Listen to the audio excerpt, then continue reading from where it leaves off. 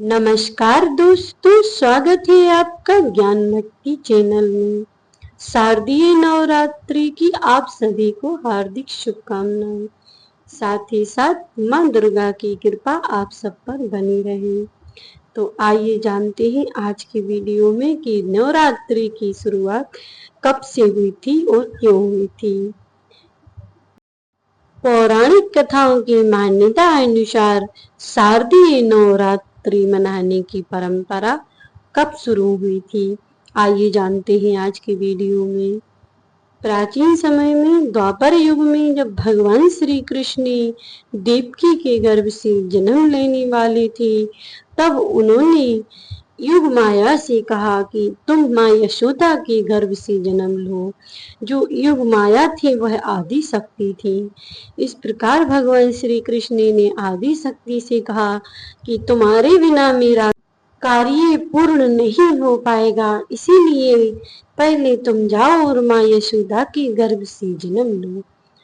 इस पर आदि शक्ति कहने लगी कि हे कृष्ण, तुम धरती पर जन्म लोगे तो तुम्हारी सब पूजा करेंगे, तुम्हारे नाम का स्मरण करेंगे और पापियों का तुम उद्धार करोगे, इसीलिए तुम्हारी कथाओं का सब गुणगान करेंगे।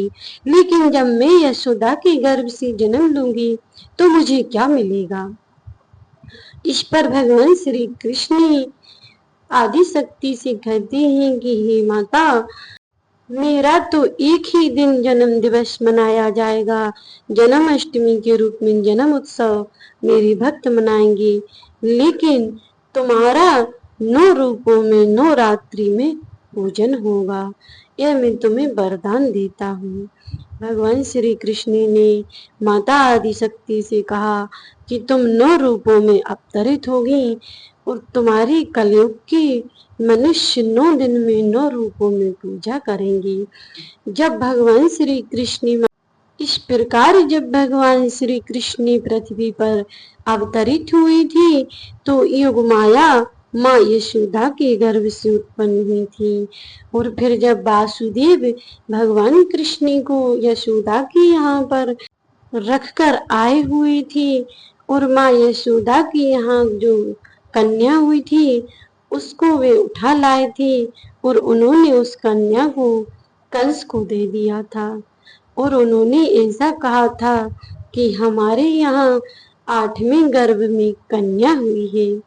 इस प्रकार जब वासुदेव ने उस कन्या को कंस को दे दिया तो कंस ने उस कन्या को अपने दोनों हाथों में लेकर और बहुत जोर से कि यह कन्या मुझे क्या मारेगी, मैं अपने ही हाथों से इस कन्या का वध कर दूंगा। जो तुम्हारे यहाँ 8वें गर्भ से संतान हुई उसको मैं मार दूंगा, फिर मुझे मारने वाला पृथ्वी पर ही नहीं रहेगा।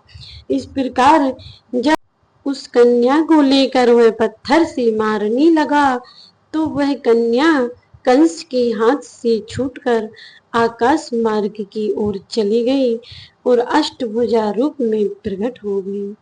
और उन्होंने देवी का रूप लेकर उस कन्या ने कंस से कहा, अरे मूर्ख, तू मुझे क्या मारेगा, तुझे मारने वाला तो गोकुल में पैदा हो चुका है। ऐसी आकाशवाणी करके वह कन्या दुर्गा के रूप में प्रकट हो गई। माना जाता है उसी से नवरात्रि का पर्व मनाया जाता है, क्योंकि जो योग माया थी वह दुर्गा के रूप में धरती पर अवतरित हुई थी। भगवान श्री कृष्ण ने युग माया को वरदान दिया था कि तुम धरती पर 9 रूपों में पूजी जाओगी।